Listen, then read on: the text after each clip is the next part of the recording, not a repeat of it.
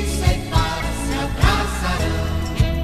Jesus Cristo, verdade e vida. Pela cruz vem a ressurreição. Convivência na felicidade. Povo irmão rumo à libertação. Então, justiça e paz se abraçarão. Justiça e paz se abraçarão. Justiça e paz se abraçarão. Justiça e paz se abraçarão. Olá, meus amigos e minhas amigas, vocês que nos ouvem pela Rádio Nova Aliança, 103.3 FM, 710 AM, e vocês internautas que nos acompanham pelos canais do YouTube e do Facebook no @CJP Brasília, sejam todos muito bem-vindas e muito bem-vindos a mais um programa de Justiça e Paz. Eu sou Ana Paula Inglês Barbalho, estou como vice-presidente da Comissão Justiça e Paz de Brasília, e todas as semanas nós trazemos os nossos programas de Justiça e Paz temas relevantes para a nossa sociedade brasileira, para discutirmos e para lançarmos novas sementes, um novo olhar cristão, católico, sobre esses temas. Eu estou aqui com o Gil, que é do Conselho Indigenista Missionário, CIMI, da Unidade do Maranhão, e hoje o Gil vai falar para a gente, conversar com a gente sobre alguns eventos que aconteceram junto aos povos Memortum-Ré Canela, são terras indígenas, né? Terra indígena Canela, e aconteceram incêndios criminosos nessa região. E, bom, o Gil vai contar para a gente em detalhes o que que aconteceu e o porquê da gente estar conversando sobre esses temas hoje. É simplesmente porque algumas pessoas pensam que depois da não aprovação do marco temporal, do veto, né, no STF, a inconstitucionalidade do marco temporal dada pelo STF, algumas pessoas imaginam que não tem violências que continuam sendo impostas aos povos indígenas.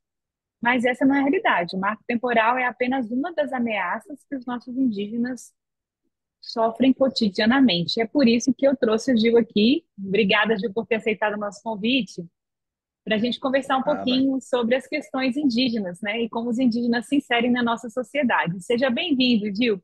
Peço que você cumprimente os nossos ouvintes e você se sinta em casa nesse nosso programa de Justiça e Paz. Oi, boa tarde, Ana Paula, boa tarde a todos e todas que nos acompanham, né? Para tratarmos desse tema, que é um tema tão importante e atual, né? Na nossa sociedade, né? Que é a violência contra os povos indígenas. E essa violência, seja ela através das queimadas, seja ela física, né? Ou através das invasões dos territórios indígenas, né?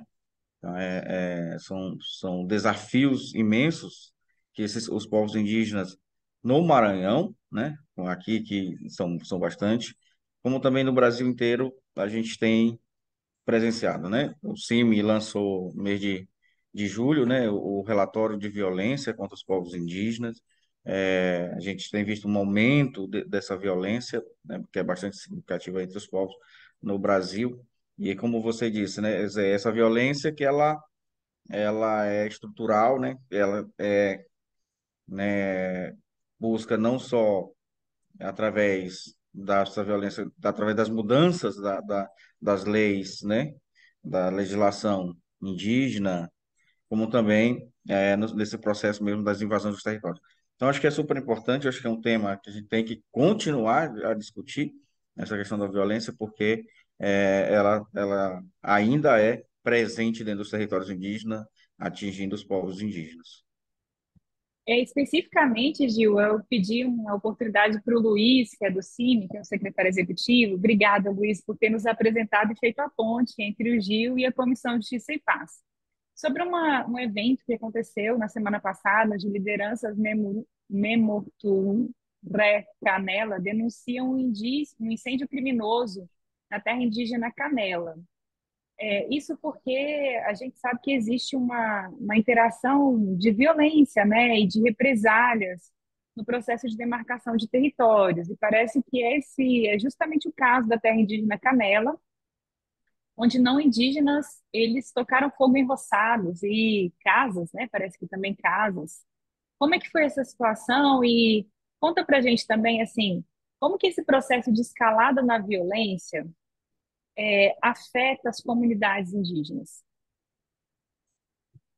Então, tem visto, a gente vê exatamente o seguinte, né? Quer dizer, esse é um tipo de violência que os povos já sofrem ali, né? E aí é bom nós entendermos a região, né? Essa região onde está a terra indígena Canela, do povo Memória Canela. É uma região onde está digamos assim, no corredor do Mato Piba, né? Que muitas fazendas, né, de soja estão se instalando naquela região, né? Aí você tem, por exemplo, Agroserra, Grupo Faedo, Grupo Intelli, né? São grandes grupos, não são pequenos, né? Pequenos fazendeiros, são grandes grupos, grandes corporações que se instalam ali e fazem, ou seja, acabam destruindo o cerrado, porque essa comunidade, essa terra indígena é no cerrado, né? Onde tem várias nascentes de afluentes do Rio Corda e do Rio Mearim, né? Nessa região. Então, lógico que com a chegada, né, dessas grandes empresas, as tensões aumentam, né? Já visto que a terra indígena Memória do Murecanela, a terra indígena Canela do Povo Memória do Murecanela, ela passa por um processo de nova demarcação, né? Desde 2014, a FUNAI aprovou o relatório de identificação e delimitação dessa área, né? É uma área que está num processo, novo processo de demarcação. É lógico que isso, com a votação, né, pelo Supremo Tribunal Federal do marco temporal e que essa tese ela não foi aceita, embora tenha outras questões que atingem os povos indígenas, né? Mas para os povos indígenas foi uma vitória a não aprovação do marco temporal, que isso possibilitaria. Então, esse fato fez com que bastante, aqui no Maranhão, muitos territórios, a violência que já era existente, ela fosse potencializada. Por exemplo, o Memória do Murecanela é um caso, né? É um fato. As pessoas foram lá, entraram, né? Queimaram, né? Tocaram fogo nas casas, né? Os indígenas, eles estão ali ilhados por essas fazendas, ilhados também nesse sentido. Então, há um conflito intenso que já não é de agora, naquela região, já faz um tempo, né? Teve assassinatos em 2019, né? É, Jovens que sumiram, que até hoje a gente não se encontra, não encontraram, né, o corpo, e outros que sofreram violências internas, né? As pessoas passam por, né, passavam dentro da aldeia atirando e tal. Então você vê que é uma situação. A terra indígena Porquinho, que é vizinho a essa mesma terra indígena, é a mesma situação, né? A gente tem ali nesse mosaico de terras indígenas essa situação de violência. Então, assim, no Maranhão é esses casos, né? São os casos como esse. E aí, para ilustrar tudo isso, por exemplo, o ano passado nós tivemos 5 assassinatos de indígenas no Maranhão, né? E 2 tentativas de assassinato. Só para você ver, né? Como que esse processo da violência ele está potencializado aqui no Maranhão, né? Então a gente tem uma preocupação nesse sentido, né? Nesse sentido eh, de combater a violência. Então, a gente tem como CIMI, aqui no Maranhão, buscado fazer as denúncias, né, junto aos órgãos competentes, como a gente tem recebido agora. Ontem, durante esse final de semana, recebi, né, do povo Cranhê, que é bem próximo à terra indígena Canela, também que tem um fogo, né, é um fogo que a terra indígena está sendo queimada, e é um fogo criminoso que veio de outras partes para dentro do território, né? Outras pessoas tocaram no seu território. A gente tem recebido denúncias do povo Crepum-Cateye, que também está na mesma região que o povo, né, Memória Canela, das invasões de madeireiro dentro da sua terra, né? Então, ou seja, a gente tem percebido que após o julgamento, né, do marco temporal pelo Supremo e o veto do governo, né, do presidente Lula, à questão do marco temporal, essa violência ela tem se acentuado dentro dos territórios indígenas aqui no Maranhão e no Brasil, que nem a gente tem acompanhado, né? Eu acho importante a gente contextualizar, porque o Matopiba, né, que Matopiba é uma sigla para Maranhão, Tocantins, Piauí e Bahia, ou E seja, Bahia. esses quatro estados, né, que formam uma fronteira agrícola que está sendo explorada agora através do desmatamento do Cerrado. Então, a gente se preocupa, claro, com o desmatamento da Amazônia, mas poucas pessoas sabem que o bioma mais desmatado do Brasil atualmente é o Cerrado. E a fronteira agrícola do desmatamento no Cerrado está justamente no entroncamento desses quatro estados, que formam essa sigla, Matopiba, e que isso tende ao que a exacerbar, né, esses conflitos, porque as grandes corporações, a gente às vezes tende a pensar que os fazendeiros realmente que estariam tentando ocupar essas terras, eles seriam da agricultura familiar, seriam quem produz os alimentos para a gente, o que não é verdade, né? Então, são grandes corporações internacionais que instalam fazendas de monocultura de soja em grandes extensões, fazendas são mega fazendas, né? As fazendas do Cerrado também têm a mesma característica da Amazônia, em sua maioria, dessas produtoras de soja, que são propriedades imensas e começam a plantar essa semente de violência junto às comunidades, na expectativa de que essas comunidades desistam dos seus territórios. Infelizmente, esse é o objetivo final dessas corporações, né? E começa Uhum, a fazer essa exatamente. violência, às vezes até usando as populações locais, né? Contra os povos, Prometendo né? É, contra os povos indígenas, né? Então, assim, é muito complicado a gente pensar que, não tendo a oportunidade, uma parte da população local pode servir de instrumento de opressão contra os povos indígenas, né? Quando a gente pensa no Maranhão também, Gil, as pessoas não associam, né? Que a gente tem muitos povos indígenas, né, no Maranhão. Eu sei que tem mais de 10 povos indígenas, etnias indígenas, não é isso, no Maranhão? sim, sim. E, Não, são bem mais de 10. Hoje estamos chegando a em torno, acho que, de 15 povos, né? 15 povos indígenas aqui no Maranhão. Nós temos os povos que estão com seus territórios demarcados, né? Seus territórios regularizados, e temos aqueles povos que estão se autodeclarando, né? Autodeclarando esses dois biomas, né, que nem você falou, nós temos a Amazônia e o Cerrado aqui no Maranhão, e nesses dois biomas tem terras indígenas, né?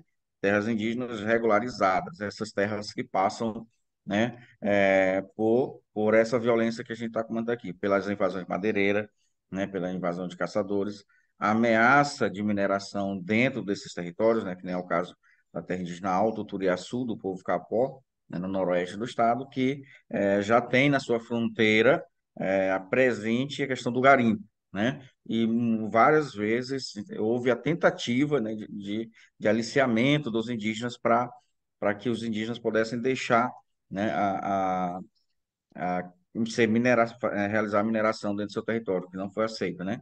Então, assim, é, são situações que os povos indígenas no Maranhão, todos esses povos aqui que a gente está citando, eles têm se organizado, né? Se organizado para enfrentar, né, essas invasões do território. E aí isso tende ao aumento da violência. Por quê? Porque daí a gente veio de uma omissão do Estado brasileiro no sentido da proteção das terras indígenas, né?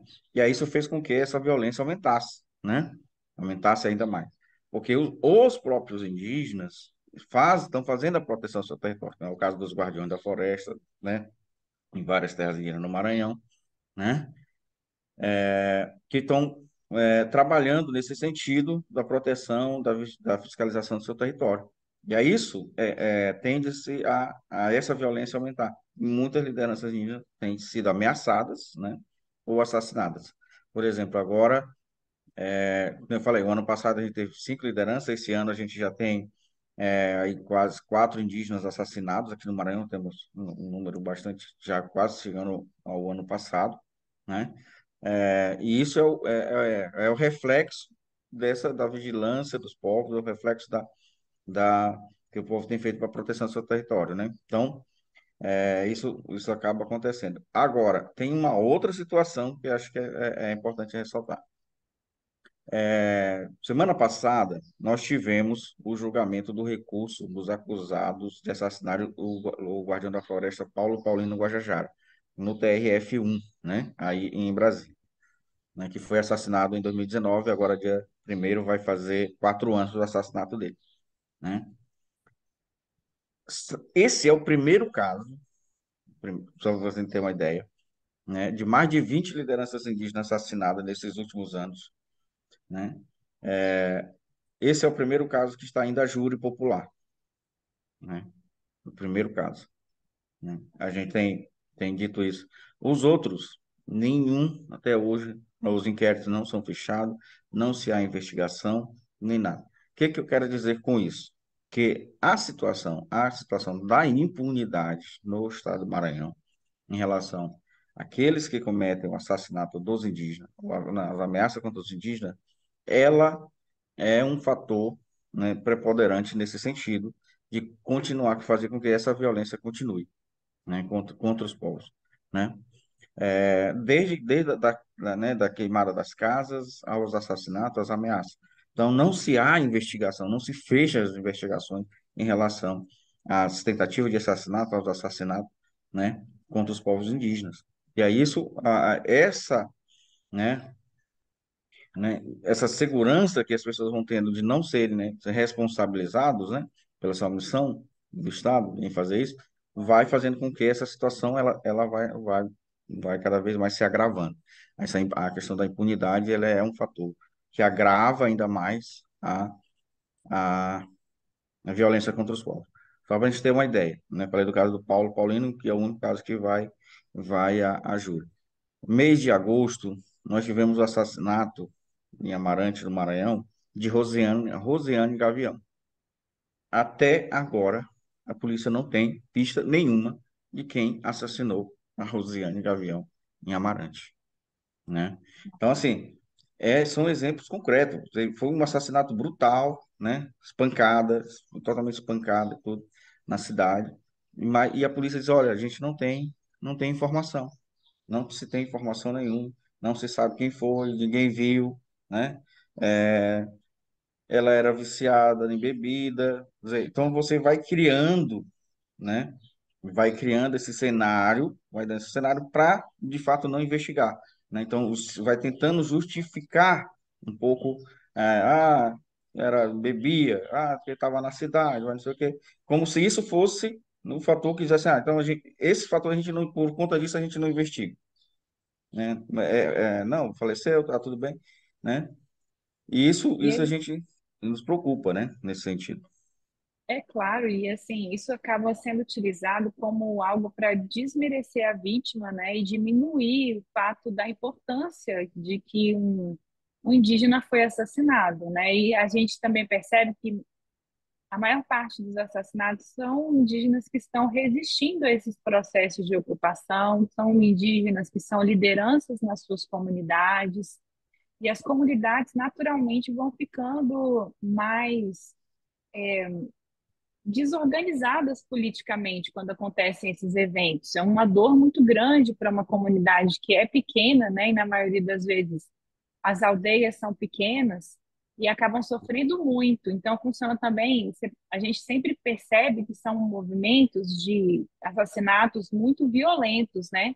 Que funcionam como um emblema, um aviso para aqueles que tentam se interpor a esse poder econômico, esse poder de grandes corporações e grandes interesses, né, de fazendeiros muito grandes também. A gente não está falando aqui dos pequenos agricultores, né, Uhum, e exatamente. que também sofrem, né, esses assédios. Isso que a gente consegue ver também.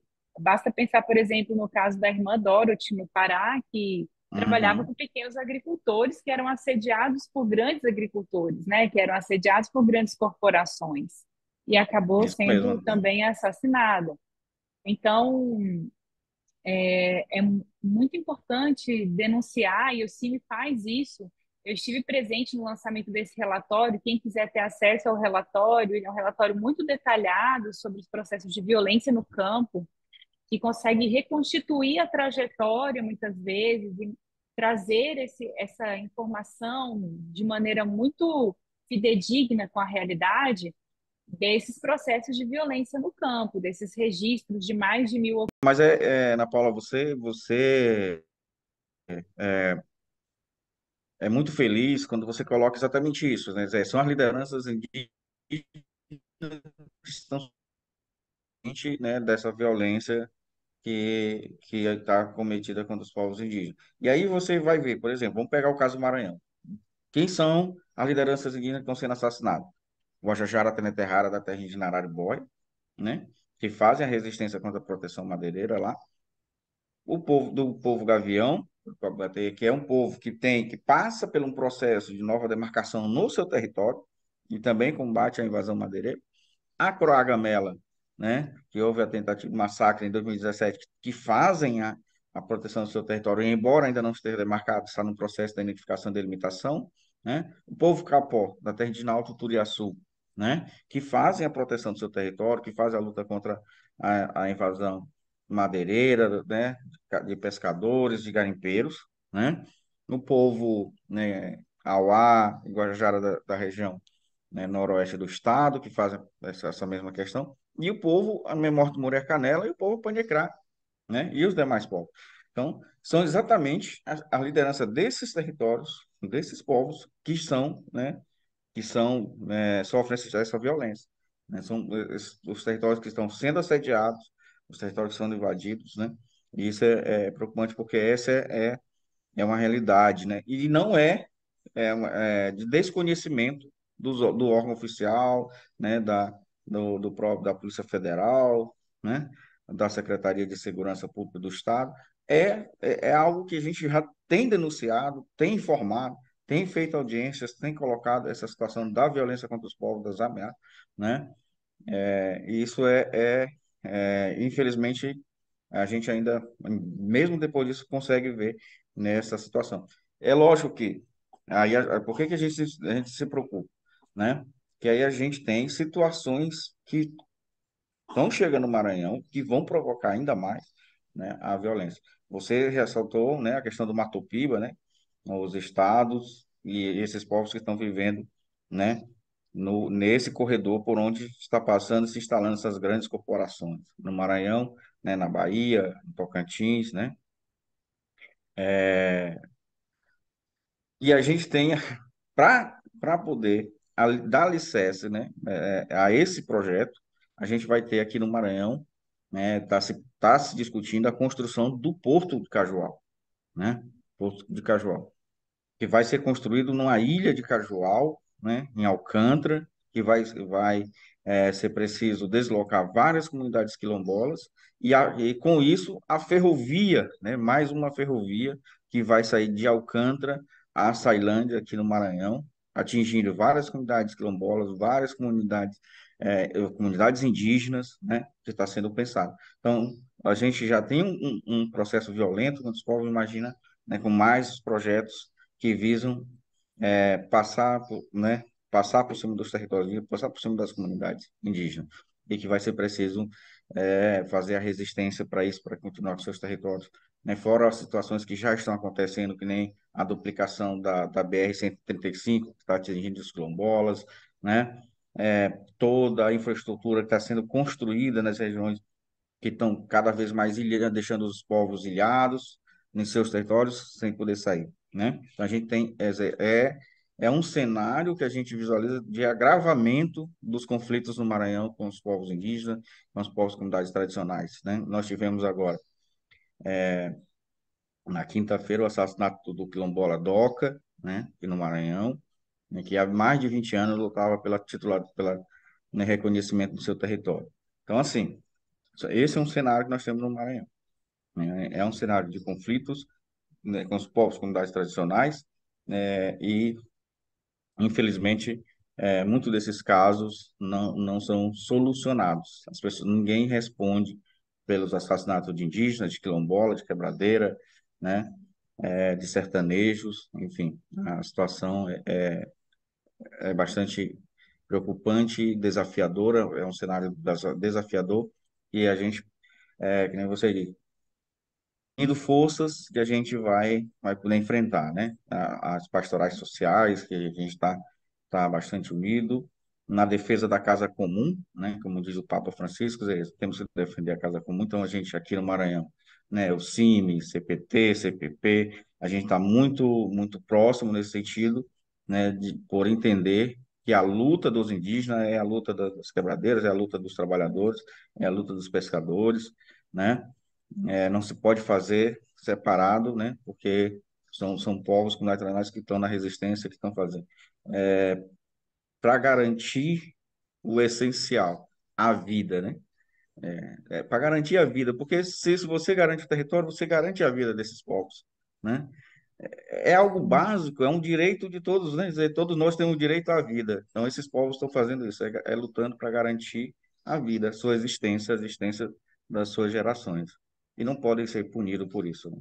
Não podem ser punidos por isso. Então, é isso que nos move, que nos movimenta, né, a estar com esses povos, para estar junto na defesa da vida, né? Que nem diz o Evangelho, temos que defender a vida. E é isso que a gente, por isso mesmo, a gente estamos com eles nessa missão. Gil, achei tão legal que você falou as várias pastorais que participam desse processo de proteção dos indígenas e participam também de defesa dos povos do campo, né, dos povos de comunidades tradicionais, dos agricultores familiares. E, às vezes, na cidade, as pessoas têm uma resistência a pensar nas pastorais que estão diretamente inseridas nesses territórios, né? É muito bom saber que as pastorais elas se unem e direcionam esforços conjuntamente para construir projetos para guardar, tentar proteger um pouco mais e divulgar também os povos indígenas e povos e comunidades tradicionais. Eu sinto muito saber do assassinato do Doc, eu não fiquei sabendo, mas fica aí a nossa memória, né, e o nosso carinho aos ancestrais e toda a comunidade que ele lutou muito tempo para o reconhecimento, né, da comunidade dele. E também, assim, pensar, eu quero sempre deixar, assim, uma mensagem de que os povos e comunidades tradicionais, eles estão protegidos pela Convenção 169 da OIT. Uhum. Então, eles teriam direito à consulta livre e esclarecida antes dos empreendimentos, porque, veja, não é só a atividade ilegal que está ameaçando esses povos. Todos esses empreendimentos que você citou são atividades legalizadas e incentivadas pelo Estado, financiadas Exatamente. pelo Estado. Então, é importante também a gente pensar o que nós, como cidadãos, podemos fazer, cobrar os deputados federais, os senadores eleitos, para que esses pactos sociais, como é a Convenção 169 da OIT, que garante o consentimento livre e esclarecido pelas comunidades tradicionais e pelos povos indígenas, para que seja resguardado o direito, né? Então, Exatamente. eu peço que você, então, vá para o final do programa agora, se despedindo dos nossos ouvintes e deixando a sua mensagem, que já foi belíssima nesse seu último comentário, mas uma mensagem final para incentivar todos nós a estarmos juntos dos indígenas e povos de comunidades tradicionais lutando pelos direitos. Eu acho que é fundamental, acho, a gente, junto com a sociedade não indígena, com todos nós, estarmos junto com esses povos, conhecendo esses povos, né? A gente, de fato, nos abrirmos para a realidade desses povos, né? E ver quanta beleza tem nesses povos, né? Quanta, né? Das suas cores, suas danças, né? Todos os seus rituais, né? A forma de se organizar, de valorizar o próximo, né? De se valorizar o próximo. Então, são coisas belíssimas. A gente costuma dizer no filme que é o evangelho encarnado no meio desses povos, né? Porque eles vivem a partilha, né? A solidariedade, né? Prezam pela vida, o respeito pela natureza. Então, acho que é importante, a gente tem muito a aprender com todos os povos, comunidades tradicionais, tem muito a aprender, né? Pela essa beleza que eles são, pela essa mensagem que eles nos transmitem, né? A mensagem que é, de fato, de cuidar da casa comum, cuidar do todo, né? Esse envolvimento com a natureza, né? Todo esse envolvimento que tem, desse respeito pela natureza, acho que é super importante, todos nós precisamos conhecer essa forma, e aí a gente vai entender que é necessário a gente estar junto com eles nessa missão para preservar a vida, preservar a natureza. Mas eu acho que é isso, acho que é muito importante que todos nós façamos isso.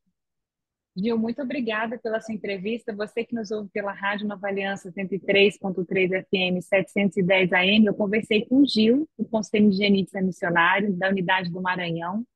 Muito obrigada pela sua entrevista, Gil. Vocês agora continuam com a nossa Simone Furquim, que faz um comentário semanal do Evangelho, e na sequência, o programa de Dom Paulo César, que são as palavras do pastor. Muito obrigada pela sua audiência, Gil. Muito obrigada pela sua Muito obrigado. entrevista. E Um conte abraço a conosco todos e aqui todas. da Comissão Justiça e Paz para levar essa mensagem dos povos e comunidades tradicionais pelas ondas do rádio, pelo YouTube e Facebook no @CJP Brasília. Muito obrigado, à disposição sempre. Tá? Muito obrigada, um abraço a todos. Tchau, tchau. Olá, ouvintes. A leitura de hoje é Lucas, capítulo 20, 27 a 40. Os saduceus não acreditavam na ressurreição dos mortos e colocaram uma situação desafiadora para Jesus responder. Os saduceus utilizam a lei de Moisés sobre o amparo à viúva. Eles perguntam: se uma mulher fica viúva várias vezes, quem será o marido dela na ressurreição? Jesus respondeu que na ressurreição não haverá casamentos, pois todos que são dignos se tornarão como anjos e filhos de Deus. Para Jesus, a morte não é o fim último. Jesus também cita Moisés para justificar a sua fé na ressurreição. Ele termina dizendo que os mortos ressuscitam. Moisés também o indicou na passagem da sarça, quando chama o Senhor o Deus de Abraão, o Deus de Isaque e o Deus de Jacó. Deus não é Deus dos mortos, mas dos vivos, pois todos vivem para Ele. Para falar sobre a fé na ressurreição, vamos voltar no tempo bíblico do Antigo Testamento, abrir o livro dos Macabeus, pois dali teremos a compreensão de como surge essa fé. No livro de Macabeus, escrito por volta do ano 134 a.C., a mãe dos 7 filhos assassinados pelo governo opressor do Império Grego disse: não temas este carrasco, aceita a morte, tornando-te digno de teus irmãos, a fim de que torne a receber-te com eles a misericórdia. Esta fé parte da casa, do sentimento de perda das mães e esposas que viam seus filhos sendo perseguidos, seus maridos assassinados pela opressão do poder do império. Nasceu aqui a grande esperança e resistência diante de tantos sofrimentos e injustiças. Tinham fé que Deus, de alguma forma, traria justiça e vida para seus entes queridos. Eles entenderam que a morte não é o fim último e que a justiça é imortal. E Jesus segue essa fé da luta pela justiça. Ele vai dizer para os saduceus que a pessoa que é julgada como digna já não podem morrer, pois são iguais aos anjos e são filhos de Deus. Por isso ressuscitará. Ser digno é seguir o projeto de Deus aqui neste mundo, que é de promover a justiça e a paz, assim como ele fez. No Sermão da Montanha, Jesus proclamou: felizes os que são perseguidos pela justiça, deles é o reino dos céus. Felizes os que promovem a paz, serão chamados filhos de Deus. A fé na ressurreição deve nos motivar a sermos dignos para promover a justiça e a paz em nosso mundo. Como cristãos, cristãs e cidadãos, cidadãs, vamos nos unir numa grande aliança e lutar para que esse projeto de Deus seja efetivamente realizado.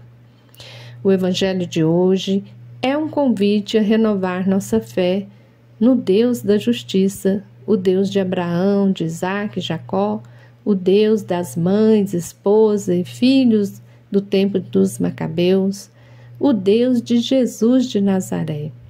Olhamos com fé para este Deus da vida, que defende a vida e quer vida em abundância para todos enquanto estamos aqui neste mundo. Amém.